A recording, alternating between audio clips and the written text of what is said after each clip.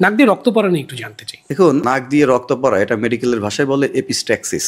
নাক দিয়ে any form, যে ফর্মেই রক্ত পড়ুক এটাকে এপিস্ট্যাক্সিস বলে। এটা যেমন খুব সাধারণ একটা সমস্যা থেকে একদম জটিল সমস্যার লক্ষণ হতে পারে। যেমন কারো যদি নাকের মিউকোজাগুলো, আমি আগেই বলেছি নাকের ভিতর যে পর্দা থাকে সেটাকে মিউকোজা বলে, কারো যদি মিউকোজা পাতলা হয়, একবারে পাতলা বা শ্লেষ্মাযিডলি পাতলা হয়, ওইটি যদি ড্রাই হয়ে যায় বিভিন্ন পরিবেশগত কারণে, যদি ড্রাই হয়ে যায় তাহলে কিন্তু আপনি জোরে যদি হাসি দেন তাহলেও কিন্তু আপনার নাকের মিউকোজাটা আপনার ফেটে গিয়ে ওখান দিয়ে রক্তপাত হতে পারে। এমনকি অনেকে আপনি নাক দিয়ে যখন নাক ঝাড়েন, সর্দি যখন পরিষ্কার করেন, সর্দি পরিষ্কার করতে গেলেও কিন্তু আপনার মিউকোজা ইনজুরি হতে পারে, ওখান থেকে রক্তপাত হতে পারে।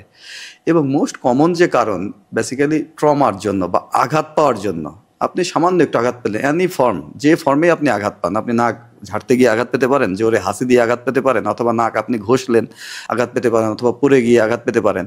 বাচ্চাদের যেটা কমন হয়, বাচ্চারা পড়ে যায়, পড়ে গিয়ে একটু নাকে আঘাত পেলে ওখান থেকে রক্ত পড়ছে, এগুলো কিন্তু একেবারেই কমন।